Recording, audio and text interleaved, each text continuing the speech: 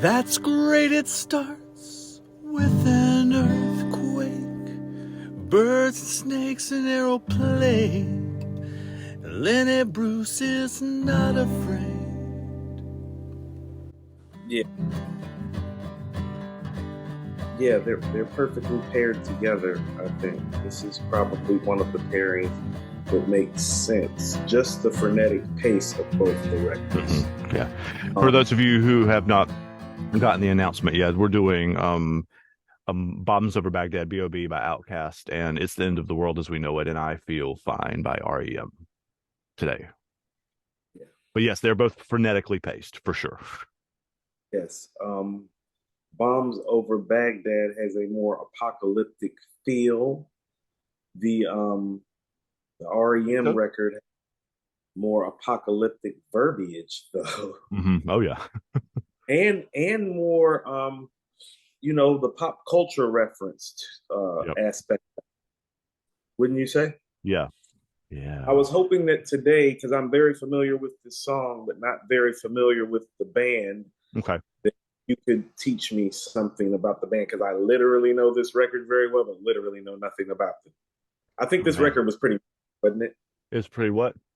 Massive. It's pretty. Yeah, it was. It was actually only the second most massive record off that album, though. This comes from Document, which was, I think, my brain wants to say 1986, but I think it's 1987. But the song that I'm also sure that you're familiar with, The One I Love, this one goes out to The One I Love. That's the song that comes before. Okay. Either right before or right after it on the album. I didn't even know that again until. So it's one of those R.E.M. things where they put the simplest possible song, The One I Love, right beside the most complex. Where are they from? They're from Athens, Georgia, which is another reason that I put them together too. Yeah. So they're from the Athens college rock music scene. They didn't start it, but they kicked it into high gear. I don't want this to be an R.E.M. history lesson, but you asked. So R.E.M. This is an R.E.M. shirt from their Monster tour in 1995.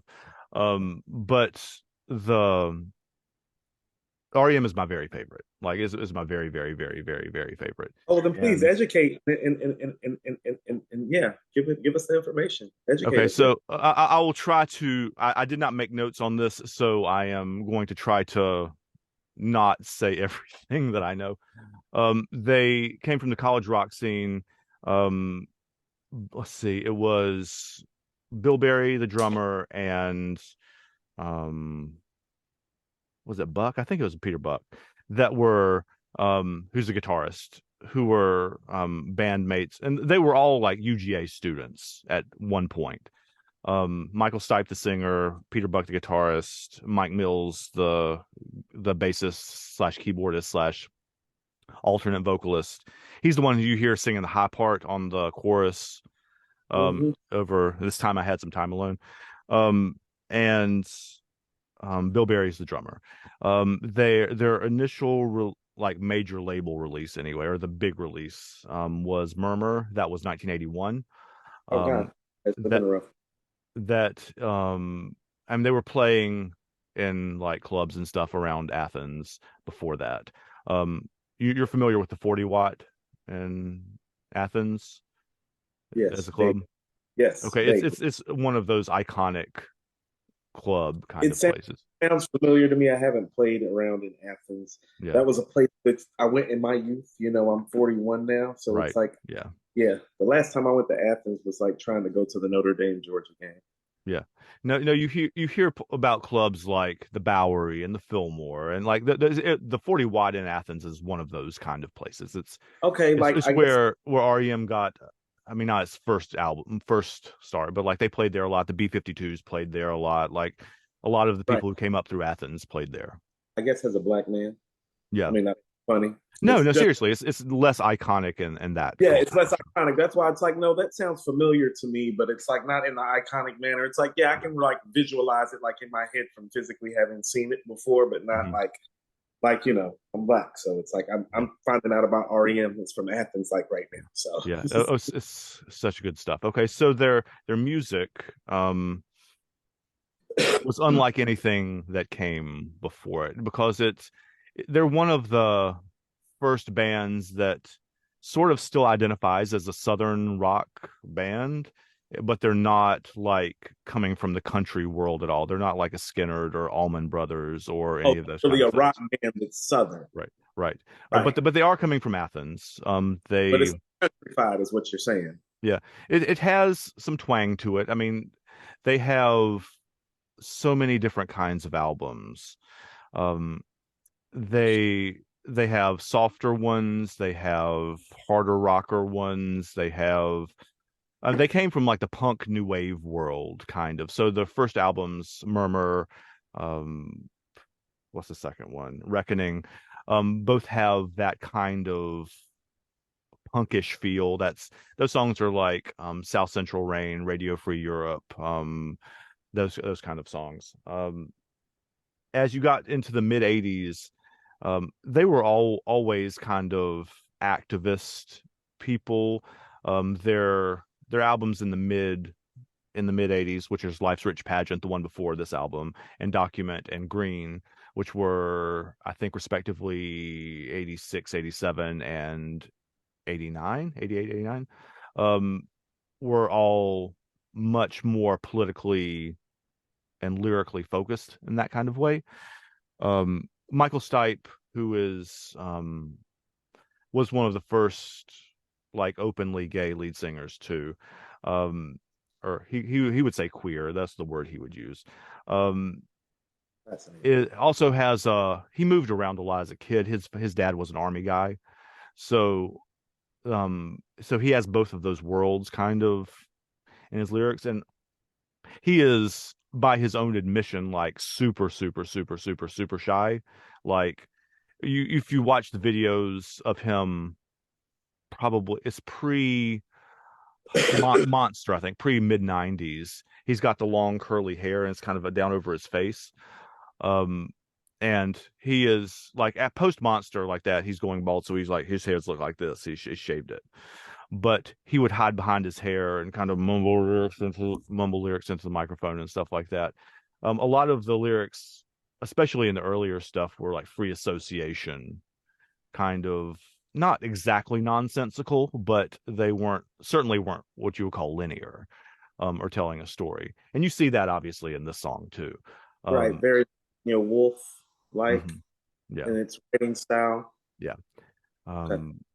So yeah, I don't know where else you want to go with that. I mean, I can keep going. I mean, obviously, I can no. make That's cool. A 2-hour R.E.M. history lesson, but I don't think that's really right. No. I think that was pretty informative. I know that they're from Athens. Now I have a time. They're starting around the time that we're born. Yeah. So they've been around for and already have gained lots of acclaim and notoriety by the time that this record's even being made. Yeah, that's what I mean. Like, this is like for me. This is really the only song that I know from them. Okay. So it's like not familiar at all. So it's like, no, we'll have to do more R.E.M. episodes then we'll, yeah, because they have a whole post, like Bill Berry, not to do too much more history, during the Monster tour, like all of them either got hurt or sick. The most serious of which was Bill Berry, the drummer, had like a brain aneurysm while he was on stage, and has stroke during thing. And they were, in Switzerland at that time, which is where the best brain surgeons in the world live. So he turned out fine, but they only did one more album after that together, and he left the band. So they released 4 or 5 or 6 other albums after as a 3-piece. And that music that comes after Bill Berry left the band is very, very different. And again, that's not the point of this episode either. I'm just like, they're if you listen to even the ones leading up to Bill Berry leaving the band, starting with Green, which is the album after this, you have Green, and then Out of Time, which is the one with Losing My Religion and Shiny Happy People on it. Losing My Religion. Okay. Yeah. And then Automatic for the People, which is Man on the Moon, Everybody Hurts, those songs. And then Monster, which is a raucous rocker of an album. And then New Adventures in Hi-Fi, which is one of my favorite ones. We'll have to talk about that later. But all of their albums are fairly different from the previous one too. They're not, they don't sound similar at all. So that would make it very OutKast like in that regard then. Yeah. So I guess we have some group similarities as well, because what makes OutKast so identifiable is that they are unidentifiable album to album. It's like, hold on, where the fuck were the guys from the last two albums? Yeah. No, new guys. Got a new crew. Same guys, new crew. So when I started listening to OutKast, I heard all the hits first, the Miss Jacksons and So Fresh, So Clean. And I mean, this was when I was starting to like hear them, that, and then because I wasn't familiar really with like the Aquemini songs, even really. The Parks and Skewing on the Barbie. Like I heard those later. Like, so my introduction to OutKast was backwards. Like I hit so when I went, instead of hearing Stankonia and hearing Bombs Over Baghdad and Miss Jackson and So Fresh, So Clean and all of those kind of songs later, and thinking like how much they've changed since that, I went backwards and then heard all the muddy stuff in Southern Playalistic and like all of those kind of things. And that's I don't say it's not hip hop, but it's hip hop infused with like P-Funk and that kind of really underground sounding stuff. Well, here's one of the important things, and maybe here's a good place to start with Bombs Over Baghdad.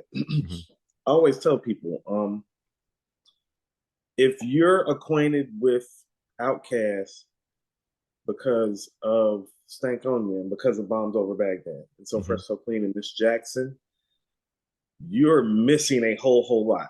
I know. And the more I've listened to you and more that I've gone back and like, I realize this is it's not necessarily indicative of who they were as a band. No, it's not. It's very, how about this? I think Bombs Over Baghdad, and there's another record on Stankonia, Spaghetti Junction. They're truly OutKast last couple of truly remarkable moments together, like as MCs, like the group framework. Bombs Over Baghdad is a masterpiece of a record. Oh yeah. But and this is what I mean. To the masses, Bombs Over Baghdad is like, and when I say the masses, I am speaking, in terms of the white populace. Yeah, I was gonna say people who look like me. I understood you. Yes. Well, they have Bombs Over Baghdad misappropriately rated because they're not familiar with Elevators. They're not familiar with the song Southern Playalistic Cadillac Music, or Hootie Hoo, or Crumbling Herb. And so for those of us that are familiar with those records, when we're hearing Bombs Over Baghdad, we're enthralled by it, and we enjoy it, but not to the level that the new listener or the new fan is. So Stankonia, Bombs Over Baghdad was their coming out party to the masses. But that was album number 4. Right. And so while people are getting acquainted with them, if you've been following and looking at it, it's like, well, it looks like it's getting close to being done based on some of the stuff. Like, you know what I mean? How, especially the way Stankonia plays, you know, you can hear and feel the separation as an OutKast fan. Okay. Does that make sense? Sort of, so Bombs Over Baghdad sometimes in hip hop community is like a send-off moment. Okay. Not like a starting point. It's a celebratory sounding song for sure. Right. Because it's like, it feels like you don't know how much longer they're going to do this if you've heard all the other stuff. It's like, oh, this is where they're taking it this time. I don't know how much longer this is going to go. Well, how much farther they can push it past this point? Like, is that? There's something about like it has some of everything in there. Like that's if I'm not mistaken, if memory serves, that is Andre's mom's actual choir from her church singing those vocals at the end of Bombs Over Baghdad. Yeah. It has and part of why I love Bombs Over Baghdad, and this is what I mean, it's kind of like a send-off kind of record. Well, if you're familiar with Southern hip hop in Atlanta, Southern hip hop in Atlanta is based on Miami Booty Shake. which is really fast, hard, and high BPMs with heavy bass. That's what this is. Yeah. And so this is actually, for people who don't know the Atlanta hip hop scene, this is a To the Roots record, actually, not as far out and as experimental as you think that it is. No. This is that old school booty shake done funky. Like it. Yeah, this is one of those songs. Like even for me, like it's impossible to sit still in the seat when you're playing. Like it just has that drive. Like well, that's what booty shake's supposed to do. It makes you want to shake your booty. And you do, like even me, like even somebody who looks like this, like I can't sit still in the seat listening to that song. Right. And we listen to it in the car all the time, and my 14-year-old sitting beside me in the seat and looking at me like, what are you doing? Like but, even the whole part where Andre's rag top, like that's all old school. That's Atlanta Live 1990 dudes yeeking in the club. You know, like that's that whole thing. Okay. And so it's kind of an ode to their roots. They just made it feel and look like very apocalyptic. It's like, that's what I mean. It's like, man, you have to be familiar with even what the scene looked like before them, because truthfully, what the scene looked like before them sounds like an older version of Bombs Over Baghdad. That's what the Atlanta scene was before OutKast. So so it's a throwback, really. So this is a throwback, really. And Andre says it on at the end of ATLiens, there's a song called Growing Old, 13th Floor. I'm sorry, I didn't realize my light wasn't on. And Andre talks about, I grew up on booty shake. We did not know no better things.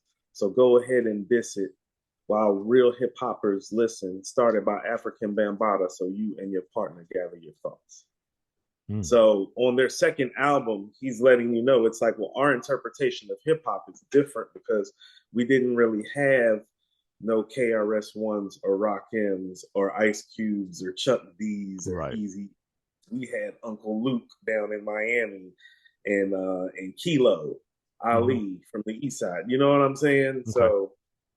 So this is actually like a Roots to Atlanta record in a lot of ways. And so it might resonate in Atlanta a certain way for those who are familiar with hip hop in Atlanta. And that's what I mean about that's what's so unique about this record. It's like, if you know the history, it's actually a really, really local record gone big. Kind of like the group, though. It's indicative of who the group is. It's who they are. They are the pioneers. They are the reason that Southern hip hop is as big as it is. Yeah. There was much as any group ever existed in hip hop. Yeah. Like there's the point, like their first album is the turning point where it's like, oh no, it's like these dudes can rap. Yeah, that's like for real. Yeah. No. These Southern dudes can rap. And then the fact that they progressively both got better as rappers, you know? Yeah. That's the turning point, because that's the inspirational moment that you can't qualify, I think, that exists within a culture. You see, like, because when you've talked about this before, but I think on this show too, and definitely on According to Hip Hop, that they were the ones who showed you that it was possible for a kid who comes from Atlanta or from Charlotte or whatever to do this. Yeah, the belief system comes from OutKast. So I'm like, how about this? It's Illmatic that's making me want to rap. Like, but I mean, at 12, 13 years old, it's like, well, I'm smart enough to know it's like, Nas is from the largest housing projects in the world. Yeah. That literally has already housed some of the best names hip hop has ever seen. Like Marley Marl is considered to be the greatest hip hop producer ever at this point. Like he did most of his stuff in that area. R.E.M recorded there. Cool G Rap's from Corona, Queens. Q-Tip and Tribe Called Quest is from Queens. Like Queens has a legacy already. Right. So it's like when I'm hearing, so Nas is like the fourth generation or something like that. Like he's second or third. Like whatever. He's coming in. He's picking up on something that's already been done. He's picking up, like coming around on the back end of the second generation of something and becoming the leader of the third generation. OutKast is first generation. And so when I'm hearing Nas and Illmatic, it's like, well, it's making me want to rap, but I'm not believing that I can. Right. When I'm hearing OutKast and I'm hearing Southern Playalistic, it's like, no, now I do believe it. Like on Players Ball, like Andre is like, we went to Underground. We seen plenty hoes around. Oh no, my cousin used to take me to Underground. That was where the girls were. And so when he's saying that, oh, I know that place. I know that scene. And Spaghetti Junction, and I'm like, he's talking about like Atlanta landmarks, right? Yes. Well, I mean, people don't understand this. Elevators on Headland and Delow, those are street corners in East Point, Andrew. When he's saying Headland and Delow, those are actual streets. That's where the dungeon was. That's where Rico Wade's. So when he's saying on Headland and Delow was the start of something good, like Enrico Wade's mama's basement was the start of something good. The house was at Headland and Delow. So when he's saying these things, even though I'm in Charlotte, I'm like, no, that's East Point. Because that's about 2 blocks up from Montrose. And I knew people on Montrose. That's what I'm saying. So it's one of those things. And so the connectivity and the belief of it came from those things. But they could rap, though. Yeah, they can rap. And this is what I mean. They may not make you feel as a core fan, but on Bombs Over Baghdad, part of why it is so masterful, they are just superior MCs at this point. Yeah. It's so good. The MC sometimes get lost in the frenetic pace, but if you listen to the words, much like the R.E.M. song, the world, it's like, like when Andre says, cure for cancer, cure for AIDS, make a nigga want to stay on tour for days, get back home, things are wrong. Well, not really. It was bad all along. Yeah. Like, I have to admit, and this is one of the actually similarities between the two also, is that most people don't know all the words to the verses to either of the songs. When they play, it's like blah, blah, blah, blah, blah, blah, they just kind of mumble along with it. That's what I'm saying.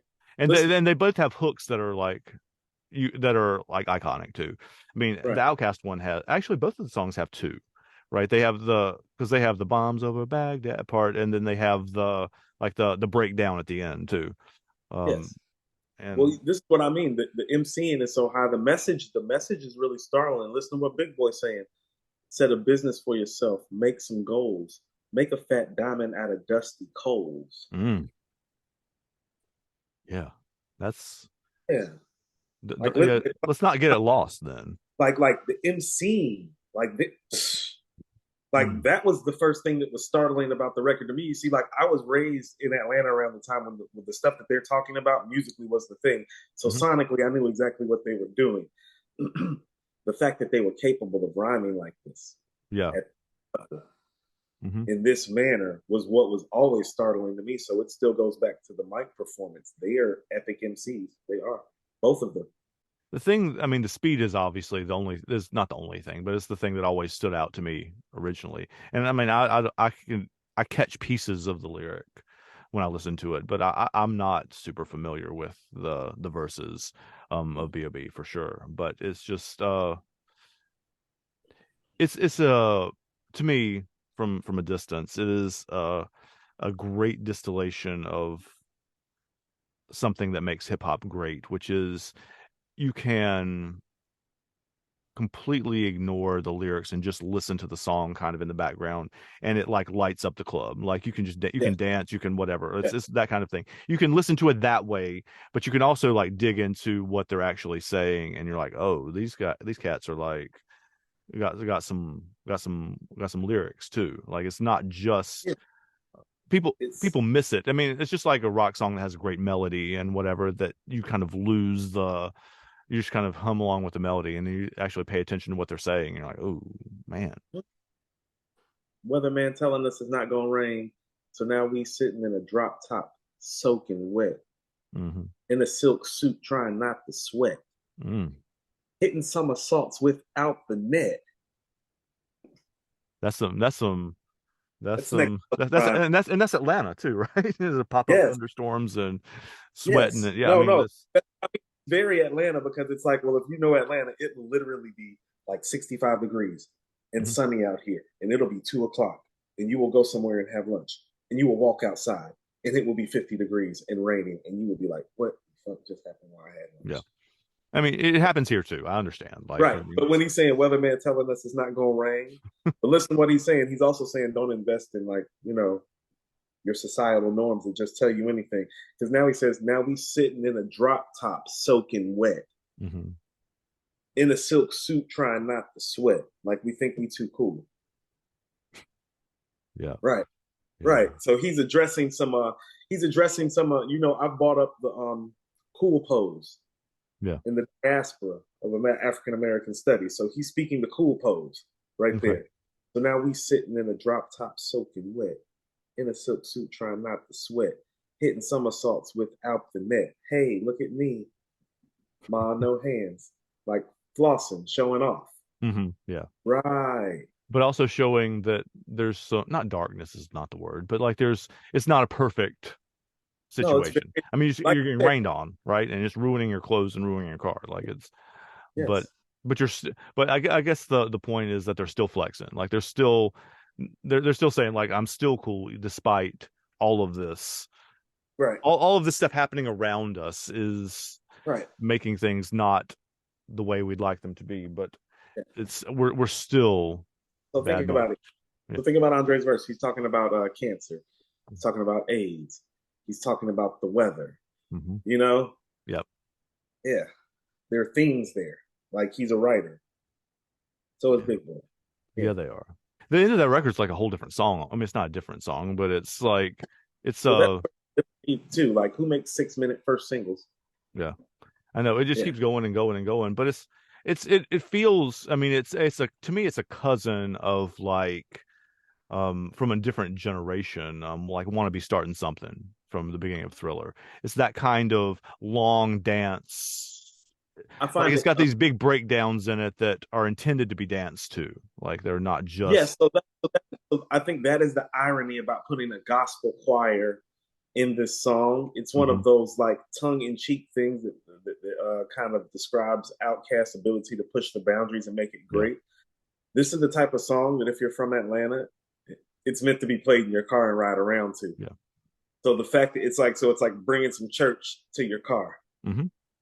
You know what I mean? Yeah. Like I'm gonna give you something to ride around to, but I'm gonna give you some church while you ride around and blast this because I know that my Atlanta cats are gonna want to play this.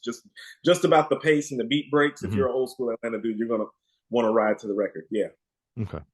So that's what I mean about it's like really more of a local record than people realize. Like they made that for like a core bass, like a core bass. Like not their core bass, like the core bass of hip hop fans that existed before they existed. Okay. Here in Atlanta, like people like my older cousin who put me on the hip hop, who used to like listen to Slick Rick and NWA, but didn't have anybody down here to listen to outside of Ghetto Boy. Right. So that's who that's for. And he's 8 years older than me. So that record was really more. So I was 20. So that record was made for more the people who were about 30, 35 when it got made. All right. It's so fascinating because it seems like such a futuristic thing to me anyway. Like, and it's not at all. Well, that's where they push the boundaries. It's like they can take something old like that and flip it and make it new and futuristic. That is one of the beautiful things about it. I hear all those before OutKast, Atlanta, hip hop booty shake aesthetics to it, but I can see how they upgraded it and made it apocalyptic and futuristic. It's both of those things. That's what's masterful about it from all sides. But even with all that being said, it doesn't hit the core hip hop fan like Elevators does. You know, why not? There's something about Elevators that's more authentic to who OutKast and the struggle and the come up was. And the hook is just, for as great as the Bombs Over Baghdad hook, the Elevators hook is better. It's the hook. Your mama and your cousin too. Think about it. You, as a white man who sings and plays the guitar, could actually hit that lick and sing that hook and flip it. It is a little transcendent in that, you know. Yeah. Sidebar story. This is not what the purpose of this episode is. Shea Serrano tells a story or wrote about a story at one point, and I don't remember where it came from, where he was a teacher. He was a science teacher for like middle school in his early 20s, and he would ride to school or drive to school with an older white guy too. Like it's probably, if Shea was like 20 something, then the guy was 45 or 50, I would imagine, and they would, and he would ride to school with the guy because the other guy always like controlled the radio because it was his car. And he said, like, can I play you a song one day? And he's like, yeah, you can play me a song. And Elevators is the song that he chose, like as the one that's the most indicative of everything he wanted to share about hip hop all at one time. And it's I'm ashamed to say, I mean, again, this episode is not about elevators, but it is not a song that I was super familiar with before I think I read that. And I listened to it and I was like, oh, this is good. This is good. That's one of those ones that's got that dirty P funky kind of groove in it. Well, I mean, Andre kind of showed himself to be an upper echelon MC. That's the moment where people realize it's like, oh no, next level. And Big Boy uses his solo verse on there as a metaphor to, express his issues with his smoking habits, from cigarettes to weed. And it's a very fascinating, well played metaphor that actually goes unsaid about the caliber of MC that even he was on ATLiens. Think about it. You're using cigarette. You're using the metaphors to talk about like smoking on your second album's lead single. Yep. Yeah. We'll have to do a whole other episode about elevators, just because there's other stuff we need to dig into.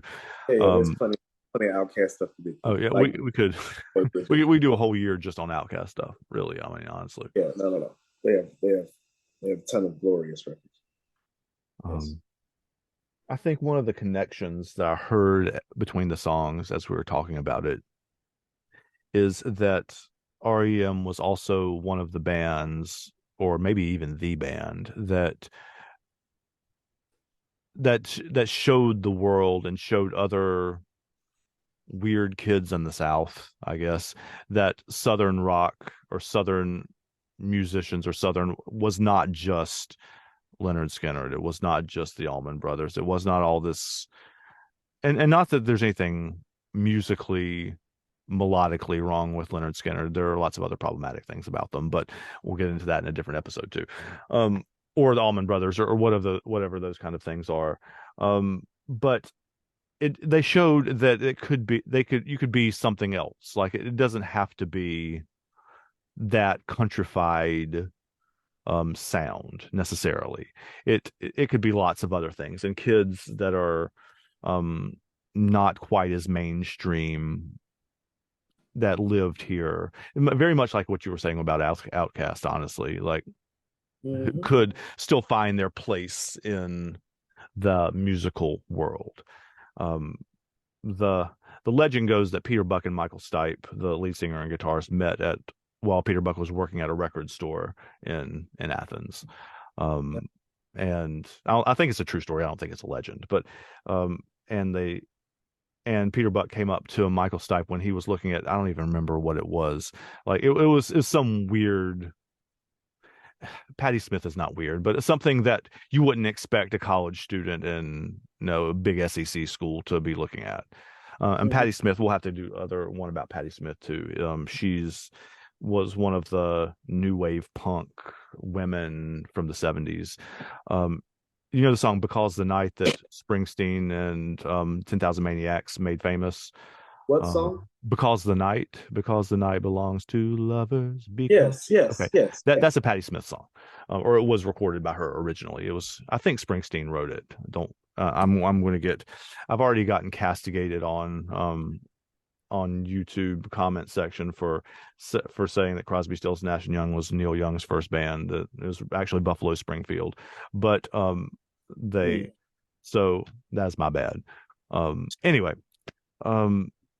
But anyway, the point is that R.E.M. was one of the ones who showed like weird kids in the South that they could like make rock and roll music too, and it didn't have to be. So they're inspirational too. Yeah, and they're inspirational in the same kind of way too, and they're bringing different sounds like the New York new wave punk ish kind of sounds, and marrying it with all kinds of the weird influences that Peter Buck, the guitarist, is like a poly, like what's the word? Not polyglot. He's somebody who like loves all kinds of music. So he is like pulling influences from like thousands and thousands of places. And Mike Mills sings like one of the Beach Boys. and his harmonies do a lot for their songs. They were one of the bands that most bands at that time didn't have like melodies and counter melodies like in popular music, and they brought that back too. I mean, that had been disappeared since the Byrds and the Beach Boys and people like that from the 60s. Right. Do that as much in the 70s. So okay. But fascinating. I noticed the the LB being used. So can you tell me why he's using the names of Lenny Bruce, Lester Bangs, birthday, Leonid Brezhnev, Lenny Bruce, yeah. No, just the writer in me is like, okay, where is that going from? Because that's what I mean when it's like it seemed Virginia Woolf like. It's like, well, it seems connected, but it's not really connected. So what's the purpose? Yeah. So explain the purpose. I don't know the purpose really. I mean, the purpose honestly is probably free association. There's some names that sound cool together, but but they're all like counterculture characters, sort of, and artists, right? Okay. Leonard Bernstein is a composer, right? Lenny Bruce was, who Lenny Bruce is? Yes. I mean, I'm almost say it just because maybe everybody listening doesn't know who he was. He was one of the original profane comics of what was it, 60s, 50s, 60s, 70s, like, and like he was one of the first guys that got canceled. Yeah, he's like like a White Red Fox kind of. Yeah. But they said you can't do that. They wouldn't let him perform. They wouldn't let him. He was Lester Bangs was I forget who that is. Sorry. And Leonid Brezhnev was one of the guys in like Cold War Russia. It's very problematic. You can't talk about things like that now. Lester Bangs was a music critic. He wrote for Rolling Stone, so he was he did album reviews. But you follow that with Birthday Party, Cheesecake, Jelly Bean, Boom. Like, it's not really like it's silly, and as you said, the lyrics are apocalyptic. Like, they're I mean, he's writing this not at the height of the Cold War necessarily, but this is like mid 80s. So he Michael Stipe, and the band were very one of the more openly anti-Reagan, Bush kind of bands. So you see that in a lot of their records too. They're very anti-establishment, is what you're saying. Yeah. There's another song on that record on the album's called Document, that the song comes from. That's called Exhuming McCarthy, which is I mean, you can probably infer what it's about. I mean, obviously Joe McCarthy, for those of you who don't know, was the senator who kicked up the Red Scare in the 1950s, and like wasn't trying to. He did have communists executed and tried for treason and that kind of thing. And so Exhuming McCarthy's about seeing signs that that's happening or starting to happen again. Right.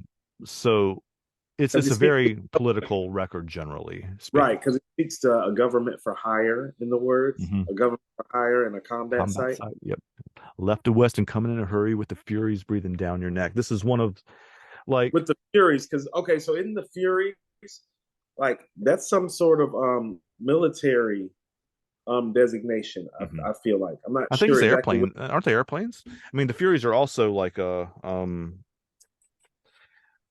mythological thing too. And you see lots of those kind of things in the lyrics where they have double and triple meanings, and he's saying one word and making it sound like. But the writing is still there. World serves its own needs. Listen to your heart bleed. Dummy with the rapture and the revered and the right. You vitriolic patriotic slam fight bright light, feeling pretty psyched. Pretty psyched. Yeah. Yeah. Feeling pretty psyched. That's like, he's getting into the psyche of the white male in America that's being lied to by the elitist white man. Yeah. He's expressing the psyche of that person in this song is what my take on this song is. As an adult. Like when I'm younger, I'm like you. When I'm so I'm much like you and never be ashamed of this. When I'm listening, just like you're listening to the rap stuff, and it's like, the stuff with the melody is catching you, and you're really not knowing all the words. Oh no, same thing happened with me. Yeah. That's why stuff like this catches me. Like I know this song because the hook is so damn catchy. Oh yeah, it is, and it's one of those that repeats itself. I mean, I saw them play in Raleigh, Once you've and heard the song once, though, does that make sense? Like once you've heard the song once, it's mm-hmm. easy for you to repeat it. Mm-hmm. And so, but as an adult, it's like I can see where he like is stylistically maybe not connecting, but he is trying to connect the message of it's like, well, this is how the average white American male thinks and looks at these issues because he's being propagated by a larger white elitist male that's telling him these things are okay. And I feel fine. Yeah. Yeah. And clearly that's sarcastic, right? I mean, like it's, but he's coming from, and they're coming from the punk world anyway. I mean, not Sex Pistols, Ramones punk, but like, there's a band called T-Rex, from Patti Smith. I mean, those kind of things, in the late '70s, really. I'm familiar with Sex Pistols and Ramones, not with the others that you named. We'll have to get into those too. One of the things I hope we get to do, this is a sidebar, I know, sorry, but one of the things I hope we get to do with this show, once it is more established, I mean, obviously now we have to do songs that are more popular, like that everybody knows, to get people to click on them and get people to like listen to the episodes and whatever.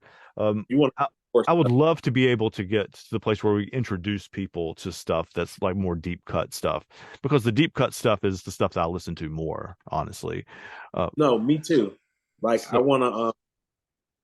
No, go ahead. Go ahead. That was it. I want to. I'm kind of like you in that regard. It's like, well, I don't want to talk about, like I'll be there for you, and it's like I want to talk about like Bring the Pain. Yeah. Or you know what I'm saying? Or or Meth versus Chef, So I feel you. It's like I don't want to talk about One More Chance and Juicy with Biggie. It's like I want to talk about You're Nobody Till Somebody Kills You and My Downfall and the 10 Crack Commandments. We need to do an episode. There's a Hamilton song from Hamilton that's the 10 Dual Commandments that is obviously very clearly taken from that. In an honorary kind of way. We should do one where we do 10 Dual Commandments and 10 Crack Commandments. Well, I mean, I'm just like, I try to be mindful of stuff too because you are still a teacher. So I'm not sure if I want you talking about the 10 Crack Commandments. Fair enough. Yeah. Yeah. I mean that's just for you. And I'm serious. Like I try to be mindful of the fact it's like, no. Andrew is a teacher and it's like legally and technically responsible by the state, like to take care of molding young minds. And so I'm not sure how fair that is to you professionally to do 10 Crack Commandments. So I'm mindful of those things too. Now you can talk about things like death. So like maybe You're Nobody Till Somebody Kills You or My Downfall is more like where we go. So I try to audit those things in the hip hop sphere that way too. So, but that is my overall take, is that it's not connected, but it is cognitive. And the message is that he's almost like in character mode, portraying like I could almost see this like this literally almost feels like somebody who was a soldier who came home could have wrote this. You feel me? Somebody who like has love for country, but is kind of blinded by love for country, but is kind of dealing with some PTSD. And thereby the frenetic nature and pace and the broken writing, but the message and the theme, all of that. So what do you say to my thoughts on that perspective? Like I can follow that. Like it's a song. I mean, honestly, even though I know every word to the song, it was one of my few parlor tricks that I could like play this whole song like on the guitar and sing it without like looking at the lyrics. I don't have very many parlor tricks, but that's one of them. I don't want to say, because I think that's dismissive of their art, I don't want to say that the lyrics are meaningless, because I don't think they are completely, but I do think that they are more free associated than linear, and they are one of the things that Michael Stipe does, especially say Automatic for the People, when he has songs like Everybody Hurts, which are very like clear, is that he mumbles lots of lyrics, and that he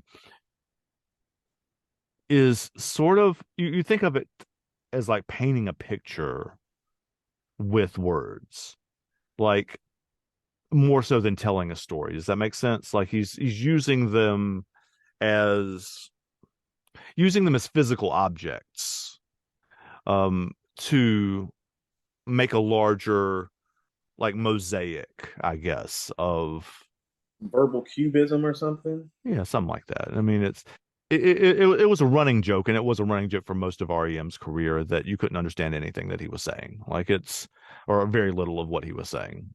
How big were they as a band? Oh, they're huge. They were the, um, Okay. I would say that they were the biggest band in the world in the, um, Late 80s, early. them and U2 were like the in the like non like Van Halen world, but like in the kind of indie-ish rock world were the biggest bands of the 80s, probably the two of R.E.M. and U2, and then again like post Nirvana too for a Okay. while. Um they were special in lots of ways. I mean, they um when they signed their contract with Warner Brothers, and was Green the first one? I think it was. Um, their record label previous was called IRS, and that was what I think Document, this album the song is on, was their last album for them, and then they had Warner Brothers, but they signed an album deal, I think in the early 90s. I'm sorry for not knowing the timeline on this, but where they got like I feel like it was like it was a huge amount of money, like 80 or 90 million dollars or something like that for several albums. Um, it, They it had was, already been around for but about a decade. yeah, and the difference though, and one of the things that made them special in that context was that as part of that deal, they were big enough to insist that they own all of their publishing rights too. So they own, which is why you don't hear any of their songs on commercials or anywhere else. They still own that, and they always did. They're So doing themselves a disservice because those are checks that they could be collecting. mhm. So it's And they're getting they would say that the music is not for that. Like it's not, they don't want to commercialize it in that way. I mean, we can disagree with that perspective or whatever, I but mean, that's what they would say. when you take $90 million from Warner Brothers, you've already decided to commercialize it. So like let's not Yeah. play holier. Like that, you get what I'm saying? Is like Yeah. people like you can't like stop halfway in a bridge and then Yeah. you know, like no, Yeah. you took $90 million from Warner Brothers. It's like you're commercialized. So it's like Hmm. don't play the commercialized. Oh well, we don't want to be commercialized after you take $90 million. And that's the punk aesthetic too, right? I mean, the man's not going to own us and blah blah blah blah blah. I mean, it's part of the music industry. That's not really the purpose of this conversation, even though he does kind of bring it up in the song too. I mean, it's that I just don't he's like kind of, how artists in the middle like that. I don't. I never did. Like yeah. with like rappers do that a lot, and so do R&B singers. It's like, Mhm. well, I don't want to do this, that, and the other, and da, da, da. It's like you just signed a 6-figure deal, like with Def Jam. Like, what do you? I mean, like a 7-figure deal with Def Jam. It's like, what do you mean you don't do such and such and such and such? It's like you're already for sale. Like, what do you Yeah. think this is called? The music business. Yeah. Business, Yeah. not music art. It's not music art. It's music business. Yeah. Yeah. I just think that they wanted to keep it that way as much as possible. Like I don't, Yeah, and but again, you can disagree with that. That's fine. I'm not like, no, I think because what happens is that well, I think part of why I'm not as familiar with their music is because of mhm. what you just pointed out, and that's Yeah. why I'm speaking to it. It's Yeah. like, oh, when you do that, you get lost and forgotten because you too shit is everywhere. Hmm. Yeah. Yeah. We're gonna have to do one on YouTube too. And the Joshua Tree is one of the most unimpeachable albums, like back to front in the 20th century. It's incredible. Um, but again, not the purpose of this episode. Hmm. I'm So gonna have to yeah, listen. it's Been speaking about it lately. hmm? Joshua Tree. I'm gonna have to listen to it. Have you not listened to the whole I'm not, thing? You okay. should. Like I'll probably have to cut this part off because it's not about the song, but like the they were contemporaries in the 80s. And they were, people talk about them as the same in parallel tracks because they released their first album about the same time Murmur came out, early 80s, and their peak was roughly the same. Generally speaking, the albums that people are widely considering their best, or not their best. Their highest grossing, highest selling albums are the ones between like 1986 or 7 and the like 92, 3, 4. Like that time. That is Joshua Tree, that is Achtung Baby for U2, that is Document Out of Time and Automatic for the People and Green for R.E.M. And Achtung Baby is one, like, you know the song One, U2 song One. Did you come Yes. here for forgiveness? Did you come here to Yes. raise the dead? Did you Yes. come here to play Jesus to the lepers in your head? Etc.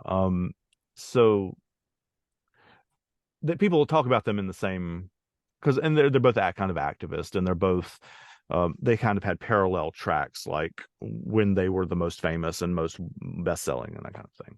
I don't have a whole lot else on the It's the End of the World as We Know It. Like it's an excellent song. It's they used to use it as like the concert closer, because it's one of those songs like Hey Jude or whatever that you can sing the chorus or the hook part over and over and over and over again at the end and play it out. Riders up before you go home, like In the Night type of, yes, it's like all those things. It's got a very, like, it's apocalyptic, but it is an anthem. And it doesn't sound apocalyptic. Like it's a cheerful sounding song, like just and it has like shout along, sing along parts. Like everybody shouts Leonard Bernstein at the same time. Like because it's Leonid Brezhnev, Lenny Bruce, and Lester Bangs. No, what is it? What comes before Leonard Bernstein? I have to do the whole last verse. The other night I dreamt of knives, continental drift divide, mountains sit in a line, Leonard Bernstein, Leonid Brezhnev, Lenny Bruce, and Lester Bangs. Okay. But like the music kind of stops at Leonard Bernstein and everybody shouts Leonard Bernstein at the same time at that part. That's one of those sing along moments in a song that's the verses are hard to sing along to. Anyway, the part everybody knows. But I mean, even that that part of the verse is still. You think of the phrases, or I think of the phrases like a series of images that all kind of come together to make a thing. Like the other night, I dreamt of knives, continental drift divide, mountains sit in a line, Leonard Bernstein. Like those are all four kind of separate things. I get they all kind of taking the stuff, and it's like he's sticking it on the canvas. Yeah. And then it all comes together as a I think of it as it's a collage, a mosaic. Like it's because it's making a larger image, and the image it's making, to me anyway, is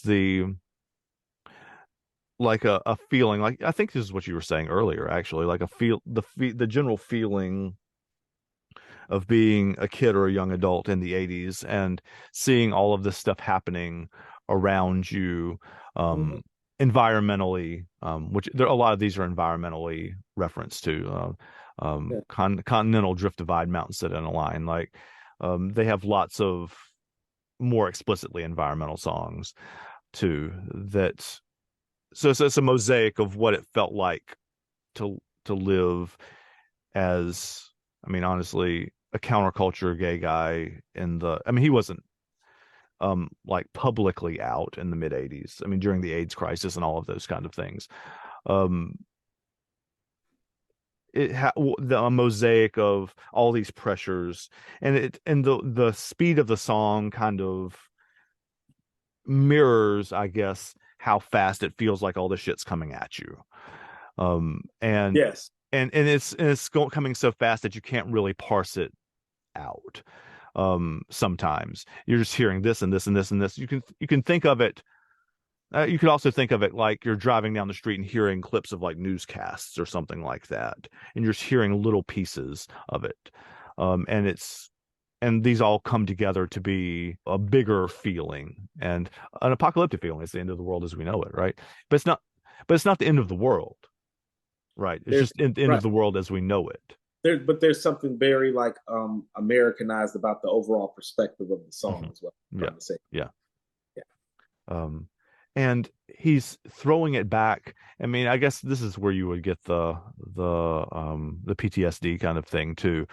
a lot of war talk. There's a lot of war talk. You see a lot of that in their stuff too. You should go listen to their song from Green, which is the next album, called Orange Crush, which is a more explicit, militarized. It has like has a military drum beat and everything in it.